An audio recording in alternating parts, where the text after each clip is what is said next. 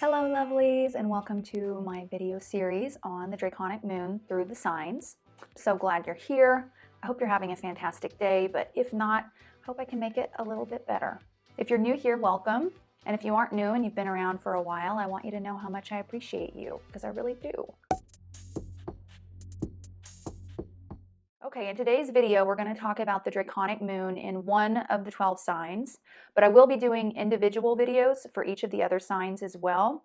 So if that's something you're interested in following, be sure and subscribe or check out the playlist available for this series, which I will have posted to my channel.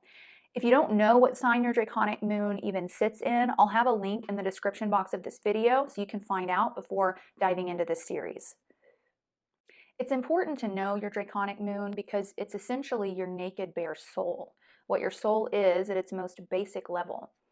You guys know that I preach a lot about how important self-awareness is in terms of being able to accomplish, to heal, to make decisions, to grow. So if you were to imagine your current existence, okay, as a garden containing a large tree, well, the Draconic Moon is the initial seed of that tree. The soil is the body or the ego in which that seed is planted. And your life, the journey that you're on, the stories you're going to be able to tell at the end, or the legacy that hopefully you will have created, that's the tree itself. So in this series, we're essentially working our way back to the beginning, back to that initial seed, which is your soul. By watching this video, you're going to get a comprehension of who you are at a soul level, what you are when you're stripped down to your basic core, and the spiritual fabric your soul was cut and created from. You will also get to take a peek into some potential past lives you've lived and learn about what you mastered in these past lives. The Draconic Moon does represent our mastery. So if you like hearing about what you did well, if you like hearing about, in what ways you're excellent, how you can be a teacher or a shower of the way to others, then you're going to enjoy listening to this video. And I mean, who doesn't like to receive a good compliment every once in a while? I also highly recommend that you watch this video if it's based on someone else's Draconic Moon sign, especially if it's someone who is important to you or someone you want to get closer to, because studying their Draconic Moon is going to help them feel more understood and seen and heard by you.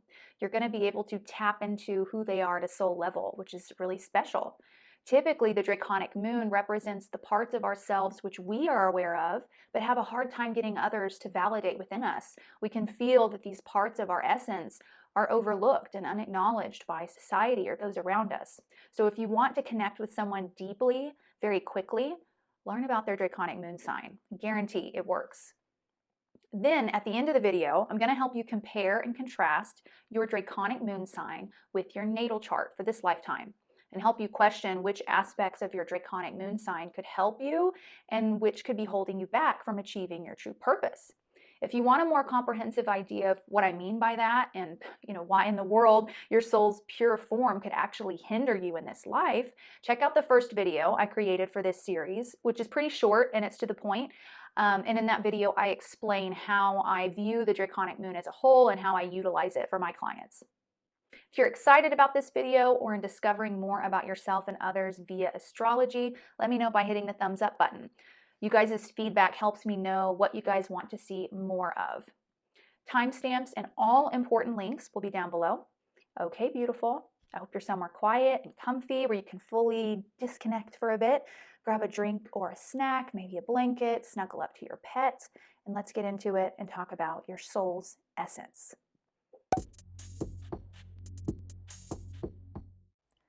At a soul level, you are tenacious, highly imaginative, loyal, emotional, sympathetic, and quietly persuasive. The tarot card of your Draconic Moon is the Chariot. At your core, you crave to feel calm and at peace, emotionally well, and to be a nurturing presence for yourself and those around you. In moments of chaos and distress, you are a neutralizing force, able to tend to your own emotions so that others have the space needed to deal with theirs. You are protective of your own emotions and the emotions of others. Never intrusive with your own wants or needs, never seeking to impose your desires onto others. You are your own inner mother, your own silent inner nurturer and self-healer from pain. You are able to obtain what you seek in a way that doesn't interfere negatively with the world around you. Without even trying, you manage to transmute the negative energies in your presence. Your energy makes others feel safe, rooted, and at ease. You are highly intuitive and quickly pick up on what's going on in your environment without anything having to be said. You can feel what's really going on beneath the surface of things, and you can quickly read people and their intentions. It is rare, if ever, that others need to come to your aid, as you are quite self-sustaining, aware of what you need, and quickly addressing it yourself in a timely manner. Others tend to feel quite comfortable being vulnerable and open with you, without you ever needing to initiate it. You are not scared or ashamed of your emotions, which enables you to be quite emotionally controlled and well managed, as your feelings are not a blind spot for you. Rarely are they shoved into the shadows where they can become unstable, toxic, or explosive. You live your life through your internal stream of emotions, allowing them to guide you in your choices. You seek a life that feels fulfilling to you, not one to be concerned with how it might look to others. You trust your instinct and intuition wholeheartedly. You are persuasive in an effortless sort of way, and learned from an early age that warmth, sincerity, and a calm demeanor get you much further in life than aggression and manipulation do. You were a highly imaginative child, able to easily create your own little worlds to play in, worlds that delved into emotion in a very potent way, reading books or watching films and shows that sucked your emotions right into them, never too fearful to feel all the extreme ups and downs that came with it. This playtime instilled in you an understanding of the deep emotional nuance beneath all human interactions. Your soul likes to take care of itself, follow its intuition and psychic senses, and seek guidance from within. Do you think you're using your Draconic Moon energy well in this life? I would love to know what you guys think. Okay, now let's get into my favorite portion of the video and travel back into the past, into the history of your soul, and talk about some of the past lives you've led, who you were, and what you may have accomplished. In past lives, there was an intense focus on family, home, patriotism, and the mother or matriarch. You were someone deeply rooted to your private life and the things you considered a part of your quote-unquote home. You nurtured and protected your life and even welcomed the dependence of others, seeking to guard those in need and provide them with solace from the outside world. Your love for your country or your tribe, your family, and your own mother ran deep, so much so that you would readily die on behalf of those you cared for. If you were born a man, it was likely that you were in the army at some point and experienced war, gladly sacrificing your own life for the ensured safety of your family and the place you called home. You were likely strong and maintained a strong physique as you felt your body was a tool for protection for your wife and kids. As a father, your focus would have been on providing nourishment over discipline.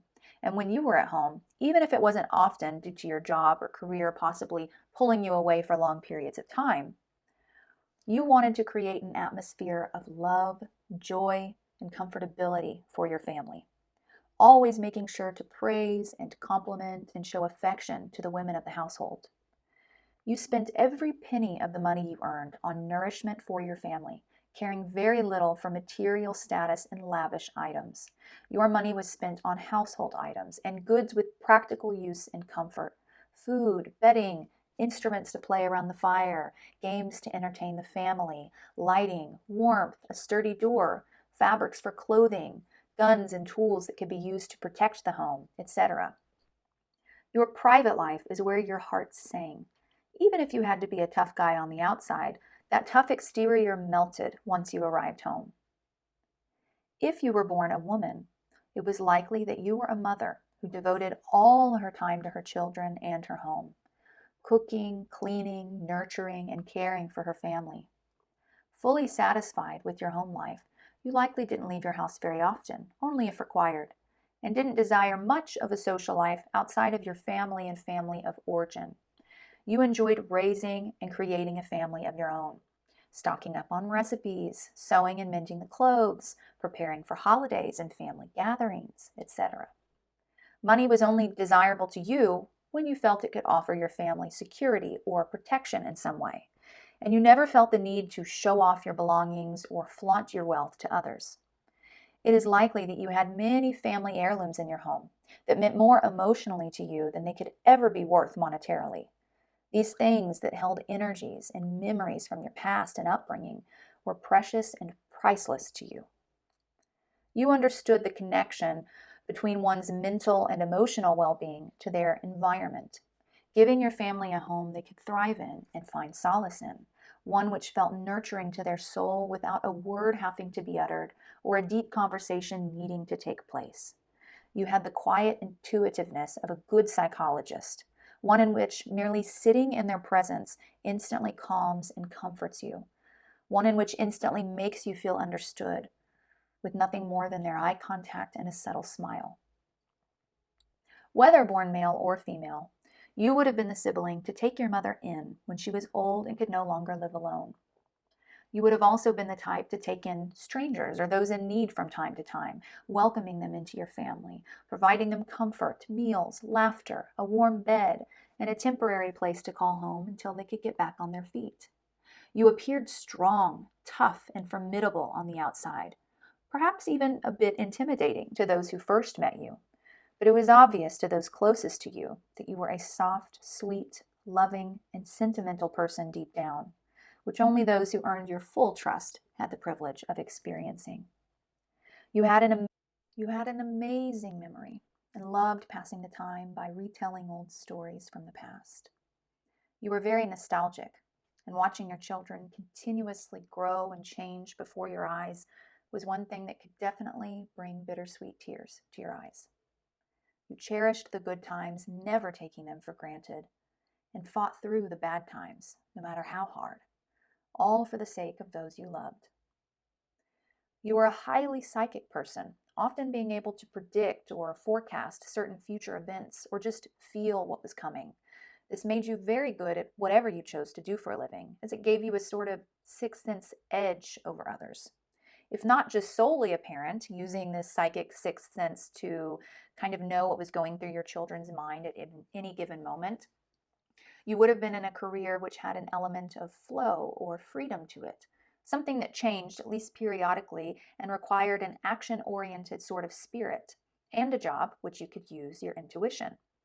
You could have been, for example, a farmer, a soldier, a sailor, a fisherman, a hunter, a music composer or musician, an author, a pastor, a baker or butcher, an actual psychic, a psychologist, a nurse, a bed and breakfast owner or landlord, a bodyguard, detective or policeman or fireman. It would have definitely been a job that focused on either protection or physical or emotional nourishment. You were the best grandparent, very involved with your grandchildren and even great-grandchildren until the day you died. Generation after generation in your family remembered you fondly for your loving demeanor and for always putting family and private life first. You were a person of high emotional intelligence and formidable grit. You didn't make a promise unless you were certain you could keep it. The people in your life meant too much to you to play games with or disappoint. Your ability to nurture, protect, and value the importance of family and home, and most especially the Divine Mother, is what steeped your soul in this intuitive and emotionally mature Cancerian energy. Due to your past life mastery in the sign of Cancer, your soul knows what it feels like to create life, give nourishment, forgive, and sacrifice its own body and ego for the ones it loves. And this is where you can be a guide and teacher to others who are struggling in these areas of their own lives. In this lifetime, look to see if your sun, moon, or rising are calling you to be more of a disciplinarian, focused on establishing a legacy for the outside world, tied up in business or career, and tapping more into the father or divine masculine energies. Perhaps you were meant to be a bit more selfish or self-focused in this life, going after personal endeavors and being a pioneer of something.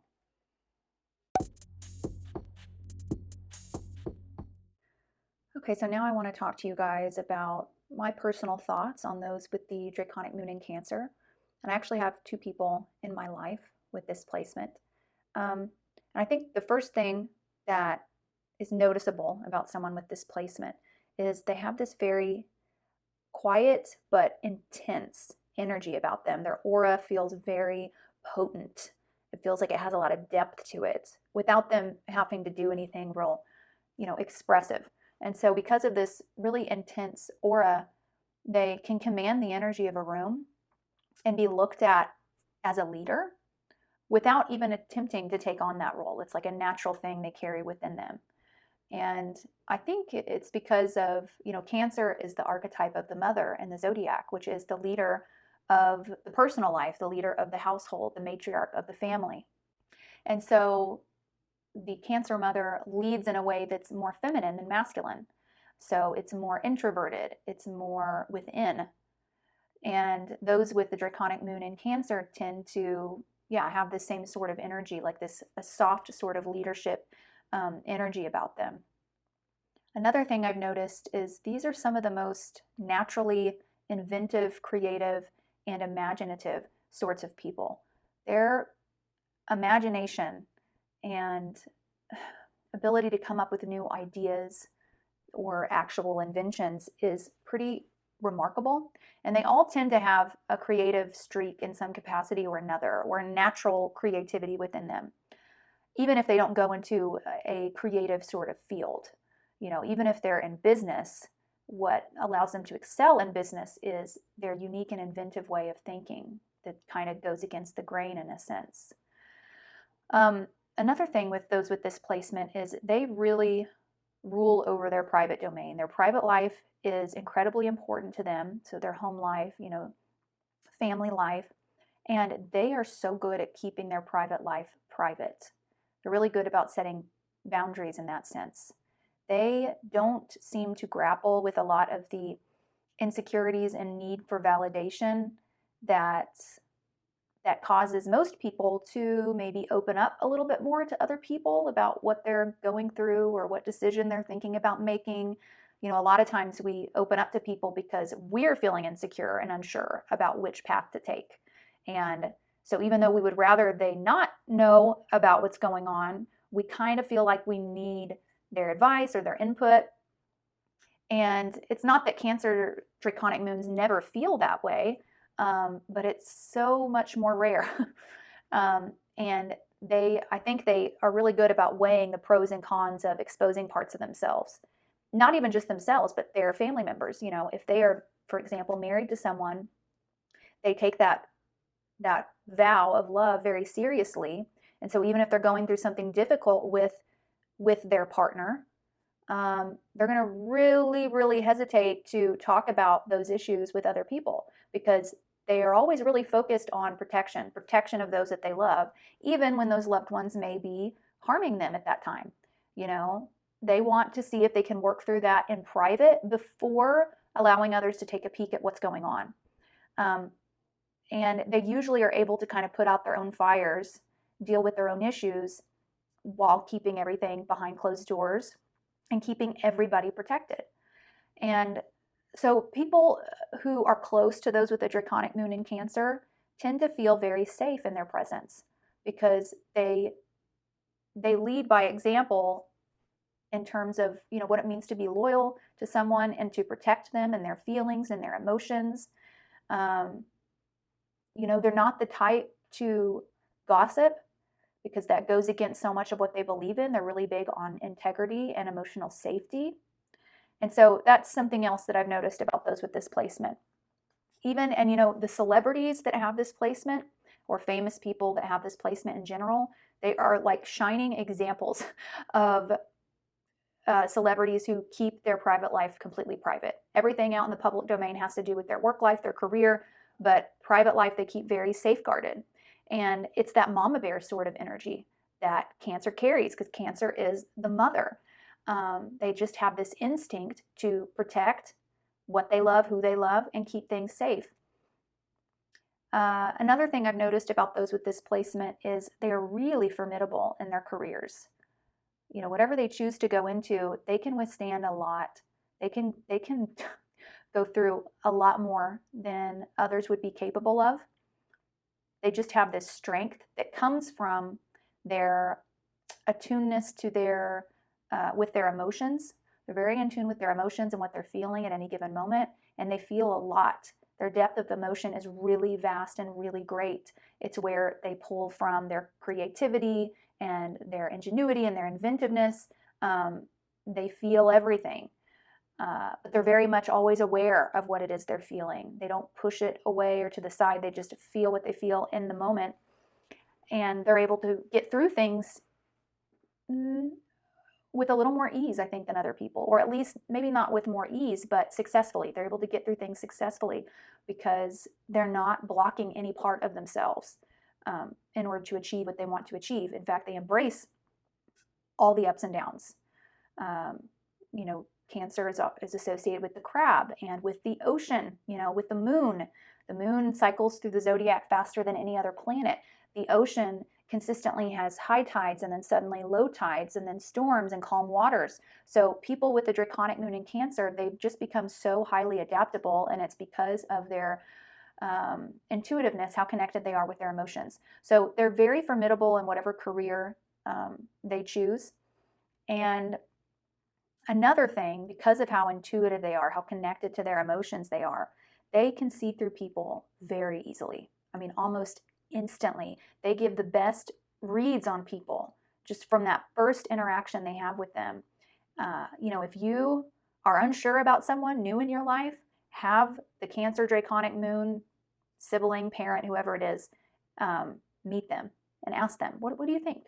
Because what they're going to pick up on is going to be accurate and honest, and they just got a great, it's kind of psychic in a way. It's like they have this x-ray vision. They can see people to their core upon their first meeting, upon that first handshake.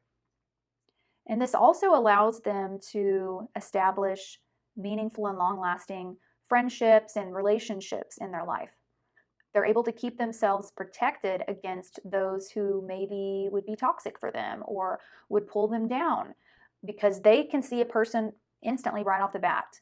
So they tend to keep the same friendships for many years and maintain the same relationships in general.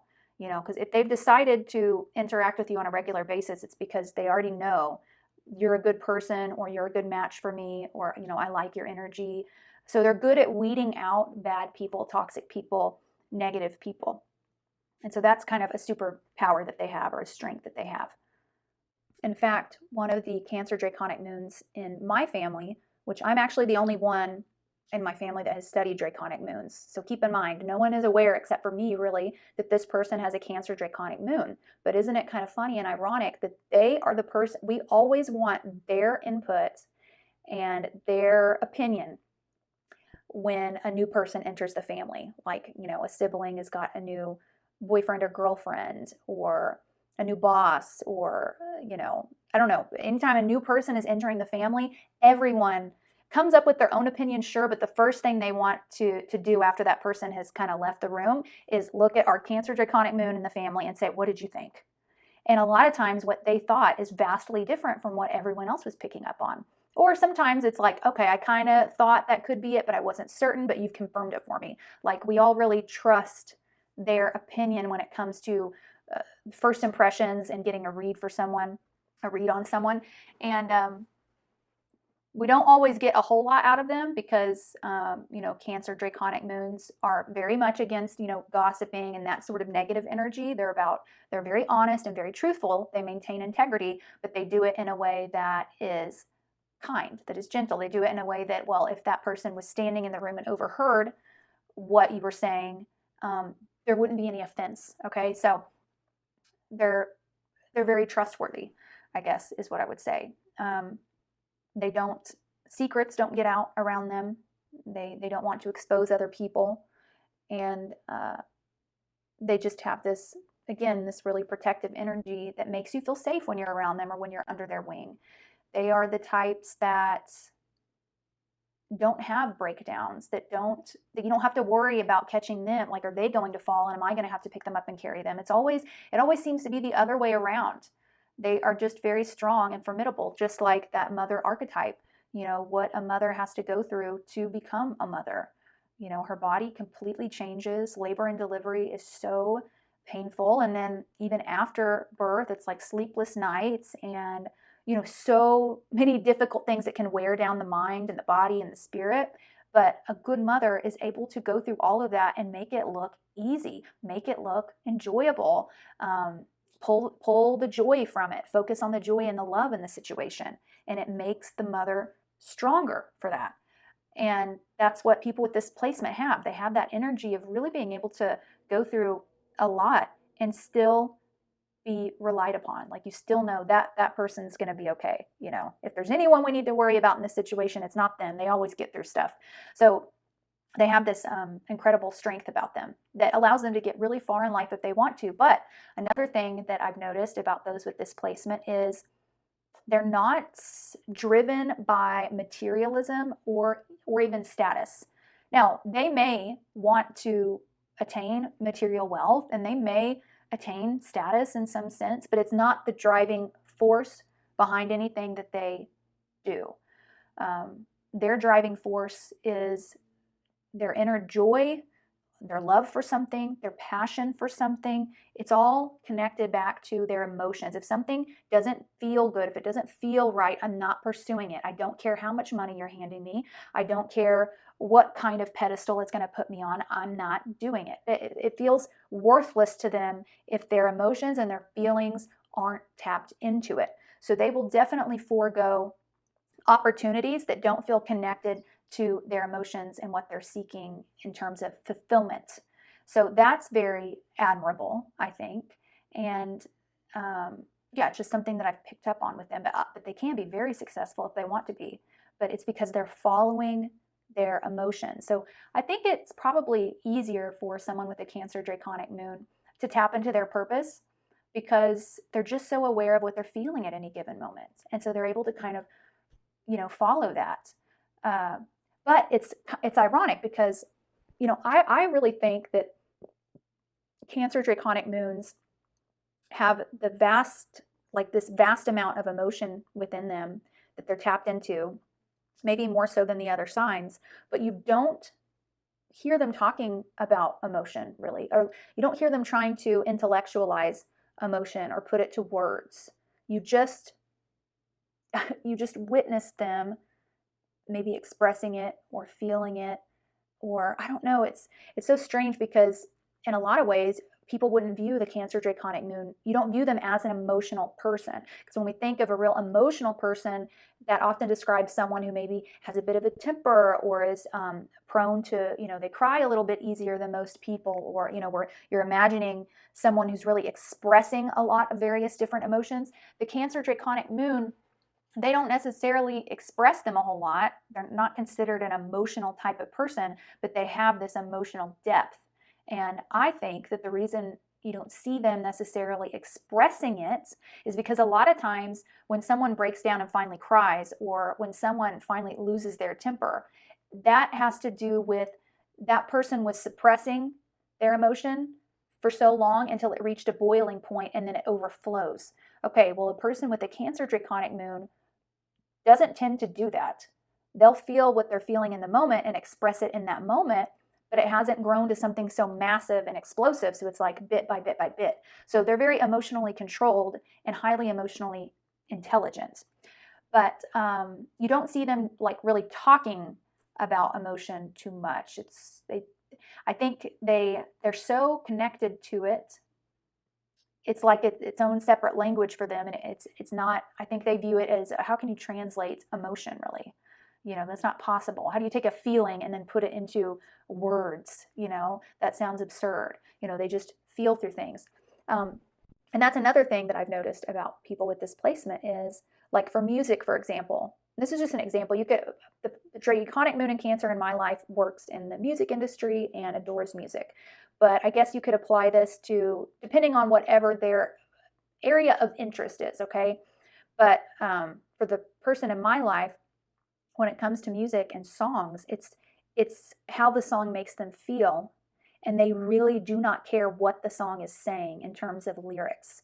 Like, their favorite songs of all time, which a lot of them are like classic songs, maybe, a song will come on that we both like, and I'll be like, I'm all about the lyrics. So I'm like, oh, I just love that one line, or I love the message of this.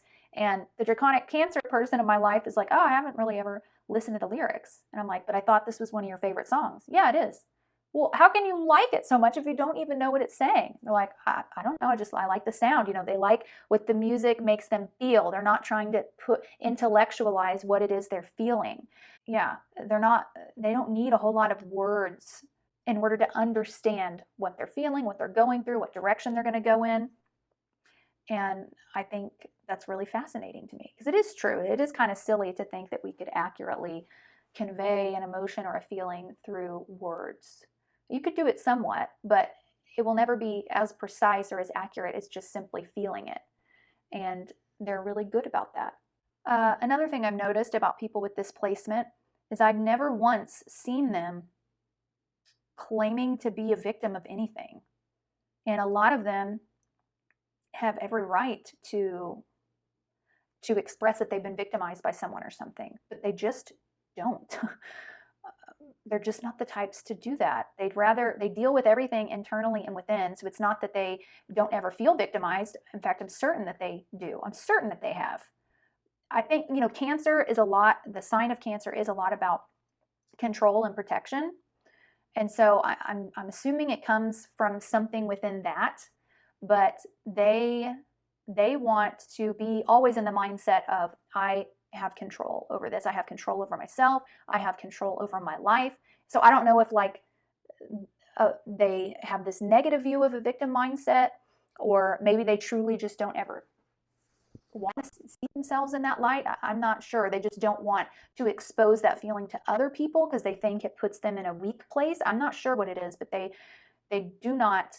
will not agree with or express any sort of victim mentality or narrative for themselves, even when they've been wronged. They'll lay out the situation, what happened, but you're not really going to hear them saying, I was victimized, or this person did this to me, how dare they. They won't do it. They keep that all within, I guess, their thoughts on things like that. People with Draconic Moon and Cancers, they tend to move through life quietly. They definitely don't want to make a spectacle of their personal life. Like their personal and private life, that is their sacred holy space. That is their church to them. That is where they worship.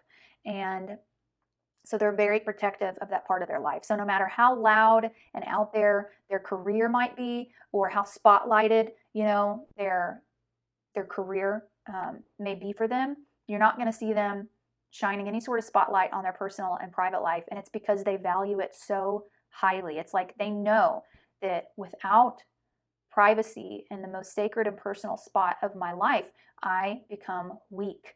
I cannot be re-energized so that I can go out into the world. They don't want their personal life to fall apart ever. And I think that's something to be admired. They're so good at setting boundaries, but they set boundaries in a way that doesn't come across as aggressive or in a way that people would take offense to. They're not catty about it. They're not rude about it. They don't feel the need to be scary to scare people away from trying to get into their personal life. They do it in this very feminine, motherly, strong sort of way that people are willing and able to accept and say, oh, okay, I guess, don't go there with that person. They don't want to go into that. They don't want to delve into that. Let me respect that. They kind of command respect. Yeah, that's the way to put it. They command respect in a quiet way. That is very admirable, I think. So I think there's a lot of things that we can learn from people with a Draconic Moon in Cancer. The way that they set boundaries, realizing that, hey, boundary setting doesn't always have to turn into this toxic sort of war of words. I don't have to be scary to do it. I don't have to be hateful to do it. I can do it with integrity, with peace, and with strength. I think that's something we can all learn from, because a lot of times we do kind of think that, to set these boundaries, I've really got to freak these people out. I've got to make sure they leave me the heck alone, kind of thing. But you can do it with warmth and integrity at the same time.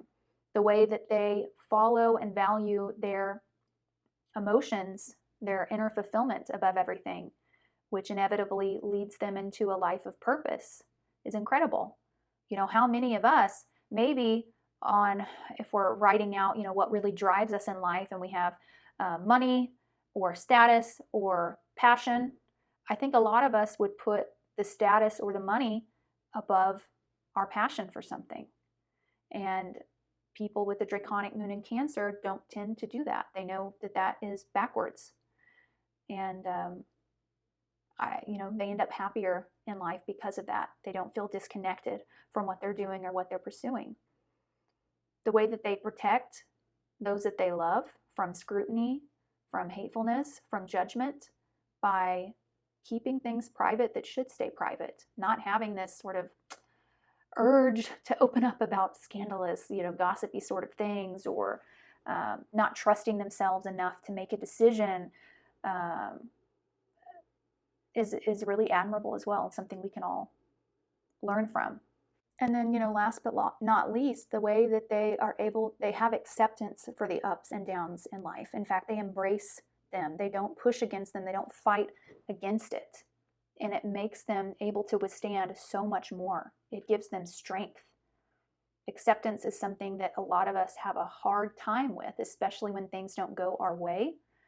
And it's not that they don't feel anything. It's not that they don't feel that letdown, that anger, that resentment when things don't go that way, and when life is kind of beaten down on them. They feel it for sure.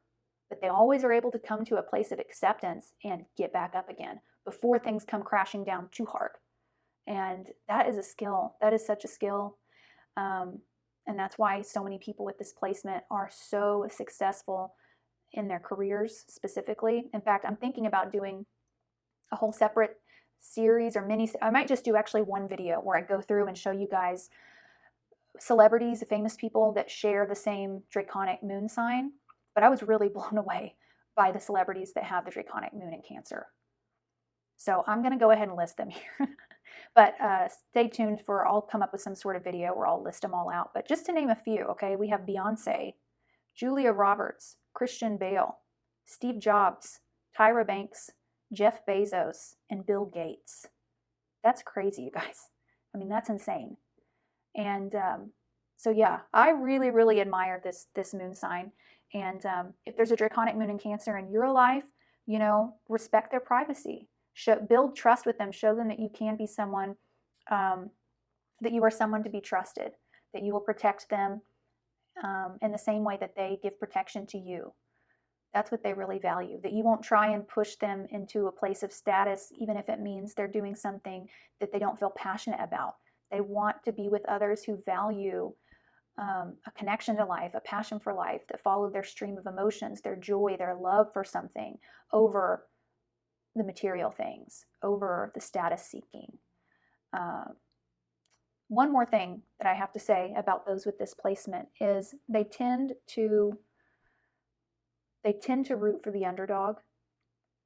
They tend to be, at least as children, they tend to be the children at the school who, when they see someone in particular that's being really bullied unfairly, maybe because of the way that they look or how smart or not smart they are or the way that they dress, I mean, they can't stand to see that. And they are the types that no matter how popular they are, because my gosh, if you mix with the wrong people, you could lose that status of popularity, right? They don't care. They will go and they will take that child underneath their wing and basically let everyone know, you don't mess with this kid anymore, okay? This is my friend. Leave him alone. And so that's something I think is really, really sweet, this sort of natural instinct that they have to protect those who are the weakest and to help out the underdog, because they know that they're strong enough to carry the strength or the load for both of them. And I just think that's really, really sweet. And of course, this isn't to say that if you have a Draconic moon in Cancer, you need to just completely cling to this energy and forget about your actual natal chart. Because again, your natal chart is a map of who you're supposed to become in this lifetime and what your highest potential is for this lifetime and what your intentions were when you set out to live this life. So it's more about comparing and contrasting, okay, the sign of your Draconic moon with what's going on in your natal chart, and figuring out what aspects of your Draconic moon are going to actually help you reach your potential in this life and which parts may actually hold you back or stall you or keep you in the past. And so that's what I want to talk about in the next section. Now that we've got a good comprehension of your Draconic moon and its energy, I want to help guide you through a few questions to ask yourself about this current life. It's important to compare and contrast the sign of your Draconic moon with the signs of your sun, moon, and rising in your natal chart. You want to use the aspects of your Draconic moon that align with your natal chart and keep an eye on the aspects that don't. This will help you in becoming who you are meant to be in this life and prevent you from living in the past or in total disconnect from reality and never moving forward. Okay, so my Draconic moon in Cancer. In this lifetime, look to see if your sun, moon, or rising are calling you to be a bit more philosophical and delve into the deeper meanings of life, or to master a particular subject you can teach or lead others in, or to expand your horizons and fully explore the faraway parts of the world. See if perhaps your soul is meant to disconnect from the everyday realities, seeking solace, solitude, and a connection with the subconscious, or to focus on healing others in some way, or becoming more organized and diligent with your daily routines. Here's another fun tip. Take a look at your natal chart and see what house is ruled by the same energy as your Draconic moon, and which planets in your natal chart sit in that same sign. So for example, if your Draconic moon is in Scorpio, and in your natal chart, the 10th house is ruled by Scorpio, and let's say your natal Jupiter is also in the sign of Scorpio, these are the areas of your current life where your wise Draconic moon energy can be channeled. Study the meaning of this house and what it pertains to, and study the planet and what purpose it serves in your natal chart and personality. Your natal chart shows you who you are meant to become and grow into in this life in order to achieve your purpose. So for another example, let's say your Draconic moon is in Libra, but your rising sign in your natal chart is in Virgo. It's important that you're doing what you can in this lifetime to embrace and accept that Virgo energy that's been given to you and express it at its highest octave. Because if you don't do that and you instead cling to the Draconic Libra energy, what's going to happen is you will inadvertently create a shadow self of negative Virgo energy that the rest of the world, friends, and family will experience and see, but you will be blind to. And we don't want that. We want to be in control of ourselves and fully self-aware. Now, every sign has differences as well as similarities. So I can guarantee that your Draconic moon sign shares something in common with your natal sun, moon, or rising sign. It's important to study and determine what this is so you can use your Draconic energy to your advantage, not your disadvantage. So let's stick with this same example of the Draconic moon being in Libra and the rising sign being in Virgo, and let's compare and contrast these energies. Well, both Libra and Virgo value logical and unemotional thinking. Both Libra and Virgo like things to be in order. And both Libra and Virgo like to voice or impose their thoughts and opinions onto others for the sake of facilitating communication and understanding. So in those ways, your Draconic moon energy in Libra can help you express the higher octaves of your rising sign in Virgo. Now let's look at the differences. Okay, so Libra likes to keep things harmonious, and sometimes it will concede to others' opinion for the sake of harmony. Whereas Virgo likes to critique things and point out faults and flaws, even if it may cause disruption for the sake of improvement. Libra cares a lot about aesthetics and beauty, whereas Virgo prefers practicality and usefulness over beauty. So in these ways, your Draconic moon energy in Libra could hinder you from finding your true identity in this life and expressing the higher octaves of that rising sign in Virgo. If any of you need help in dissecting this, just leave me your Draconic moon sign as well as your natal sun, moon, or rising sign down in the comments below, and I'll do my best to help compare and contrast these for you. We usually grow more into our natal chart energy as we age and mature, especially if we're striving towards healing and unconditional love of ourselves and others. But by listening to videos like this one and studying astrology as a whole, you can facilitate that process and speed it up, being able to fully embody your higher self sooner than you would have otherwise. And that's always a win.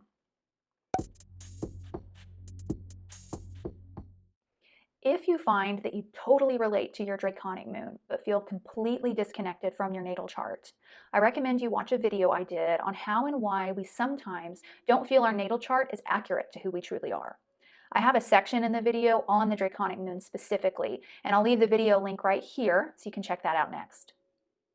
Thank you so much for coming. If you stayed until the end, you are a trooper. Kudos to you. I'm looking forward to having you around for the rest of the series. I hope you enjoyed this video and found it useful. I'll see you in the next one. Bye, my love.